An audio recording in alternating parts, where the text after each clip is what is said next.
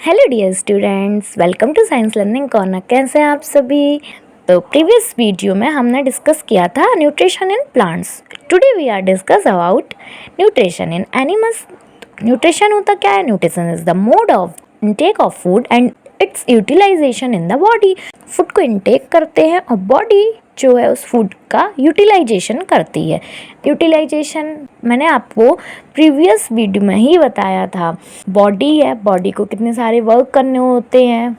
Digestion करना होता है, रेस्पिरेशन करना होता है, वॉक करनी होती है और अपने डेली रूटीन के काम करने होते हैं। तो उसके लिए उसमें वो यूटिलाइज करती है बॉडी। जो न्यूट्रिशन होता है स्टूडेंट्स, वो ना ऑर्गेनिज्म वेरीज करता है। The mode of taking food into the body varies in different organism. सभी में डिफरेंट होता है। जैसे जो वर्ड होती है वो क्या करती है? प्लांट्स के नेक्टर को शक करती है ना। स्नैक है, स्नैक क्या करता है? अपने फूड को शॉलो करता है। ऐसे ही डिफरेंट ऑर्गेनिज्म में या डिफरेंट एनिमल्स में मोड ऑफ टेकिंग फूड होता है वो डिफरेंट होता है। तो today we are discuss about digestion in humans. A component of food such as carbohydrate are complex substance. They cannot be utilized as such.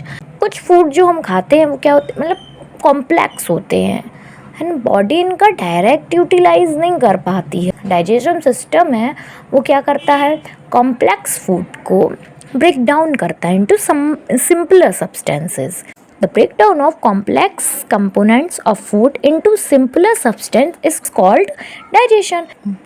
Complex substances का breakdown होगा simpler substances में। इस प्रोसेस को क्या कहेंगे? डाइजेशन कहेंगे। अब हम देखेंगे steps in the process of nutrition. Nutrition की जो प्रोसेस होती है ह्यूमंस में या एनिमल्स में, उनमें क्या क्या स्टेप्स होते हैं? तो there are 5 steps in the process of nutrition. Ingestion में क्या होता है बच्चों? बॉडी जो है फूड का इंटेक करती है। डाइजेशन में क्या होता है? जो कॉम्प्लेक्स सब्सटेंसेस हैं, कॉम्प्लेक्स सब्सटेंसेस का ब्रेकिंग डाउन होता है सिंपलर सब्सटेंसेस में। एब्जॉर्प्शन में क्या होता है? जो डाइजेस्टेड फूड था उसको बॉडी एब्जॉर्ब करती है। एसिमिलेशन की प्रोसेस में होता है जो एब्जॉर्ब फूड था उसे ब्लड कैरी करता है और बॉडी उसका यूटिलाइज करती है।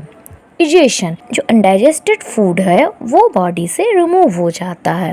Different parts of the alimentary canal. So जो हमारी एलिमेंट्री कैनाल होती है वो हमारे माउथ से स्टार्ट होती है और एनस पे ख़त्म होती है।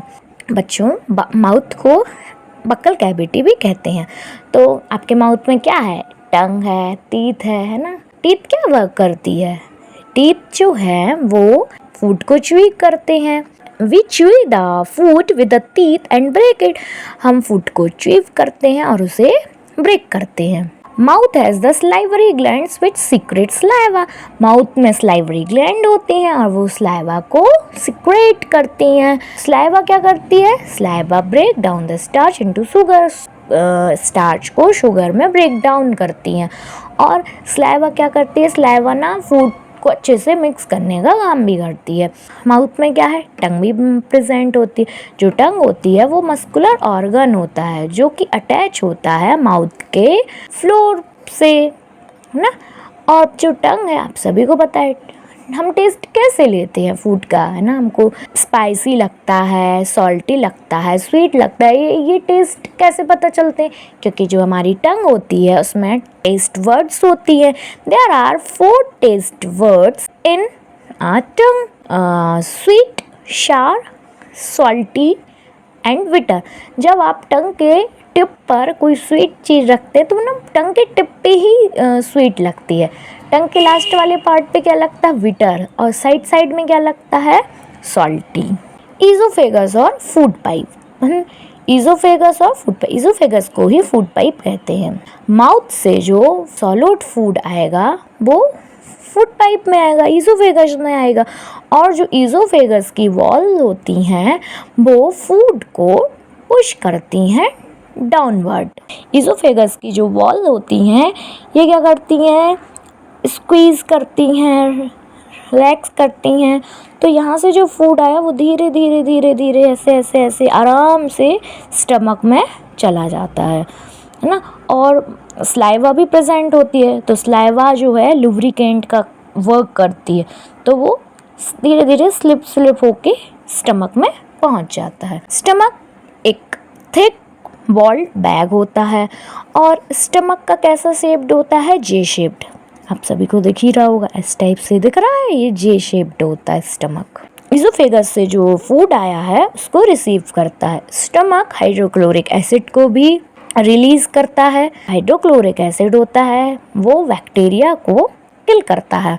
पेप्सिन एंजाइम भी स्टमक की जो बॉल्स होती हैं ये सॉल्ट, वाटर और एंजाइम्स को सिक्रेट करती हैं। तो जो पेप्सिन एंजाइम है, पेप्सिन एंजाइम भी ब्रेक डाउन करता है। किसका ब्रेक डाउन करता है बच्चों, प्रोटीन का। प्रोटीन कॉम्प्लेक्स सब्सटेंसेस है और इसको ब्रेक डाउन करता है सिंपल सब्सटेंसेस में। स्मॉल इंटेस्टाइन, तो जो हमारे स्टमक के बाद क्या आएगी अब, स्मॉल इंटेस्टाइन ना। स्मॉल इंटेस्टाइन का हम वक्त देखेंगे। स्मॉल इंटेस्टाइन जो होती है वो बहुत लेंथ में बहुत लंबी होती है, लेकिन वो ऐसे ही ना कॉइल्ड होती है, कॉइल्ड बहुत ज़्यादा कॉइल्ड होती है। तो the food then enter a long coiled tube called small intestine. Food जो है एंटर करता है एक लॉन्ग कॉइल्ड ट्यूब में, उसको हम स्मॉल इंटेस्टाइन कहते हैं। Most of the digestion take place, small intestine में सबसे ज़्यादा डाइजेशन होता है। यहीं पे फैट का ब्रेक डाउन होगा, यहीं पे कार्बोहाइड्रेट का ब्रेक डाउन होगा, सभी का डाइजेशन यहाँ पे होता है। इसकी जो बॉल होती है वो कुछ जूस भी सिक्रेट करती है। जो स्मॉल इंटेस्टाइन होती है, मिलियन स्ट्रक्चर होते हैं जिनको हम क्या कहते हैं, विली कहते हैं, है ना। और वो क्या करते हैं बच्चों, एब्जॉर्प्शन के लिए सरफेस एरिया को बढ़ा देते हैं। रिवर जो है वो रेडिश ब्राउन ग्लैंड होती है और सबसे लार्जेस्ट ग्लैंड है, आप याद रखिएगा। लीवर क्या सिक्रेट करता है स्टूडेंट्स, बाइल जूस को सिक्रेट करता है। और बाइल जूस कहाँ पे स्टोर होता है, गॉल ब्लैडर में। गॉल ब्लैडर क्या है, एक सैक लाइक स्ट्रक्चर है। और बाइल जो होता है ना वो फैट के डाइजेशन में हेल्प करता है। अब जो पैनक्रियाज होता है, पैनक्रियाज कैसे सिक्रेट करता है, पैनक्रियाटिक जूस को समझ में आ गया होगा। लीवर करता है बाइल जूस को सिक्रेट, जो कि स्टोर होता है गॉल ब्लैडर में। पैनक्रियाज जो होता है वो सिक्रेट करता है पैनक्रियाटिक जूस। अब हम देखेंगे large intestine. Undigested food passed into the large intestine. Small intestine में डाइजेशन पूरा कंप्लीट हो चुका है। अब जितना भी अनडाइजेस्टेड फूड था वो कहाँ पे आ जाएगा, लार्ज इंटेस्टाइन में आ जाएगा। अब यहाँ पे क्या एब्जॉर्प्शन होगा, absorption of water and salt. जो भी अनडाइजेस्टेड फूड मटेरियल है उसमें से वाटर एंड सॉल्ट का एब्जॉर्प्शन होगा। फिर जो रिमेनिंग वेस्ट है वो कहाँ पे चला जाएगा, रेक्टम में पास हो जाएगा। और जो फिकल मैटर है वो हमारी बॉडी से थ्रू एनस रिमूव हो जाएंगे। तो ये हमारी थी डाइजेशन की प्रोसेस। आई होप आपको ये बहुत अच्छे से समझ आ गई। अब हम देखेंगे structure of human digestive system. देखिएगा, ये है बक्कल कैविटी और माउथ, यहाँ से खाना अंदर आ जाएगा। यही फेरेंक्स है। फेरेंक्स क्या होता है, विंड पाइप, जहाँ से एयर लंग्स तक जाती है। विंड पाइप अलग होता है बच्चों और फूड पाइप अलग होता है। आप लोगों ने एक चीज़ देखी होगी, जब आप जल्दी जल्दी खाना खाते हैं या खाना खाते समय आपको हंसी आ जाती है तो ना जो एकदम से आपको ठसका टाइप का चल जाता है। क्यों चल जाता है, क्योंकि जो फूड है वो ईज़ोफेगस में ना जाकर कहाँ पे चला गया है, फेरिंग्स में चला गया है ना। तो दैट्स वाई हमको एक ठसका टाइप का लग जाता है। माउथ ओपन करेंगे तो आपको एक ऐसा कुछ लटका हुआ स्ट्रक्चर दिखाई देगा। ये क्या कहलाता है स्टूडेंट्स, एपिग्लॉटिस।